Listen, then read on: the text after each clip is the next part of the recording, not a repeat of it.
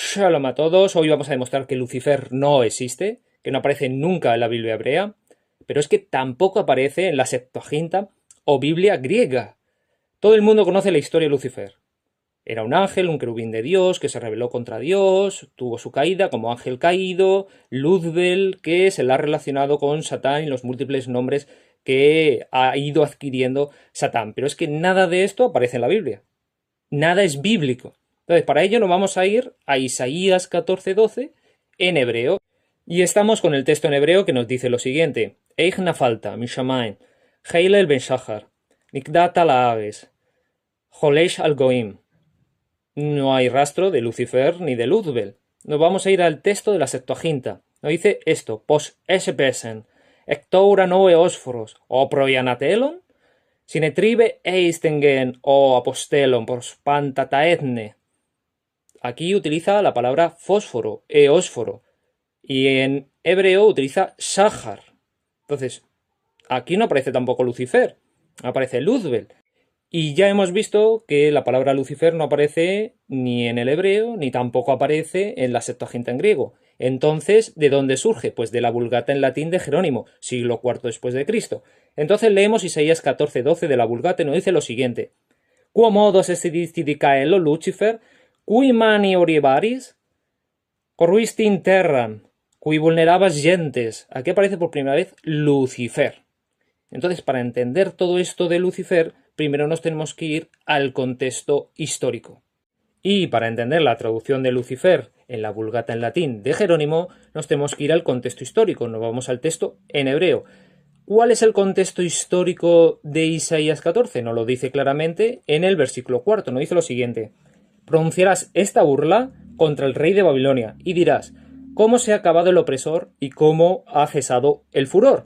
¿Cuál es el contexto? Babilonia, porque está hablando una burla, una sátira contra el rey de Babilonia.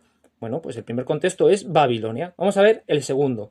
El segundo nos lo dice claramente en el propio Isaías 14:12, porque nos dice, Ejna falta, Mishamaim, Heilel ben Shahar. Shahar era el dios del amanecer ugarítico. Ya vemos dos referencias. Vamos a ver una tercera en Isaías 14:13. Nos dice lo siguiente. Dejar Moed. Esto es el monte de la asamblea o la asamblea de la reunión. Aquí es donde se reunían los dioses ugaríticos. Entonces vemos tres claras referencias a un contexto ugarítico. Y para poder entender la evolución del concepto de Lucifer, primero tendremos que entender quién es Shahar, ya que la traducción en hebreo nos dice Heilel ben Shahar. Shahar era el dios del amanecer en el panteón ugarítico que tenía su contraparte que era Shalim, que era el dios del atardecer o dios del crepúsculo. Ambos, tanto el dios del amanecer Shahar como el dios del atardecer o crepúsculo Shalim, representaban al planeta Venus. Y alguien preguntará, ¿cómo es que dos dioses representan al planeta Venus? ¿Por qué existe esa dualidad? Y para poder entenderlo tenemos que entender un poquito de astronomía. Venus es un planeta interior. Nunca se aleja demasiado angularmente del Sol en el cielo y por ello a simple vista es difícil de diferenciarlo con las estrellas. Por eso se va a indicar tanto al amanecer como al atardecer estela vespertina, estela matutina, estrella matutina, estrella vespertina. Y os estaréis preguntando, ¿cuál es el contexto histórico y cultural de Isaías 14? Isaías 14 está haciendo una burla, una sátira al rey de Babilonia, y para ello está utilizando los cultos ugaríticos, comparando al rey de Babilonia con el dios Atar. Para ponernos en contexto, Baal preside el monte de la reunión o asamblea de la reunión, desciende al Seol y muere por Mot, luego va a resucitar. Le sucede Atar, pero fracasa, y por eso se está riendo Dios del rey de Babilonia, porque está comparando al dios Atar y su fracaso en el trono, porque luego va a volver Baal, con el rey de Babilonia. Le dice que va a subir al Altísimo, va a estar en el monte o asamblea de la reunión, y luego va a descender al Seol, va a descender al inframundo, como sucedió. Y lo podemos ver en Isaías 14:13, nos dice lo siguiente, tú que decías en tu corazón, subiré al cielo, en lo alto junto a las estrellas de Dios, levantaré mi trono y en el monte o asamblea de la reunión, que es donde se reunían los dioses ugaríticos, me sentaré a los lados del norte. Sobre las alturas de las nubes subiré y seré semejante al Altísimo, mas tú derribado eres hasta el inframundo a los lados del abismo. Realmente aquí se está burlando de Atar. Y ahora que ya conocemos el contexto histórico, vamos a ver cómo evoluciona el Shahar del hebreo al fósforo o eósforo en griego de la Septuaginta. Los judíos que vivían en Egipto, en Leontópolis, Heliópolis, que realizaron la traducción del hebreo al griego a mediados del siglo II antes de Cristo, buscaban un paralelo en la mitología griega que representara a Venus y representara al dios del amanecer, y por ello utilizaron a Fósforo e Ósforo, que representaba al dios del amanecer en la mitología griega. Al igual que en el mundo garítico, también existía esta dualidad que representaba al planeta Venus, y vimos que en el mundo garítico era Shahar y Shalim. Vamos a ver cómo en la mitología griega era Fósforo e Ósforo y Hespero, de ahí lo del jardín de las Hespérides, el atardecer. Fósforo e Ósforo representaba al dios del amanecer y Hespero representaba al dios del atardecer, ambos representando al planeta Venus. Cuando Jerónimo realiza la traducción de la Vulgata al latín, hace lo mismo que hicieron los judíos que vivían en Egipto, es decir, en la Septuaginta. Busca un paralelo de la mitología griega en la mitología romana. Entonces, ¿quién es el dios del amanecer en la mitología romana? Lucifer.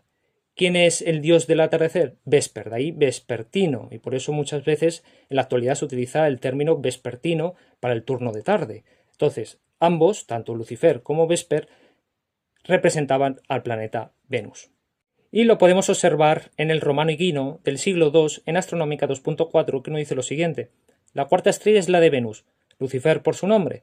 Algunos dicen que es de Juno, en muchos cuentos se registra que también se llama Hespero, parece ser la más grande de todas las estrellas. Algunos han dicho que representa al hijo de Aurora y Céfalo, que superó a muchos en belleza, de modo que incluso compitió con Venus, y como dice Erastóstenes, por eso se le llama la estrella de Venus. Es visible tanto al amanecer como al atardecer, y tan propiamente ha sido llamado Lucifer y Hespero, amanecer y atardecer.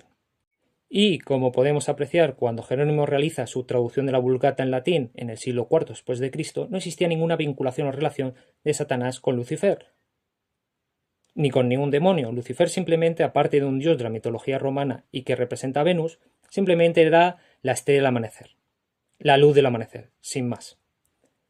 Lo podemos apreciar, por ejemplo, en la traducción del propio Jerónimo en 2 de Pedro 1.19, que en griego, en original, como veis en pantalla, nos dice fósforos. Cuando lo traduce al latín, nos dice et Lucifer oreatur in cordibus vestris.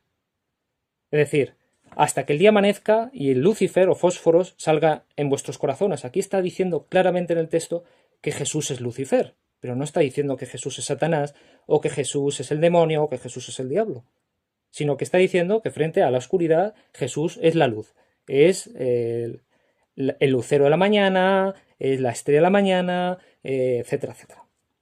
Lo podemos apreciar aún más en la liturgia de la iglesia primitiva, por ejemplo en el pregón pascual, que es un himno cantado en la vigilia pascual que hoy se sigue realizando en la iglesia católica, que es justo antes del encendido del cirio pascual. Es una exaltación poética de la resurrección de Cristo, de la luz y el triunfo sobre las tinieblas, etcétera, etcétera.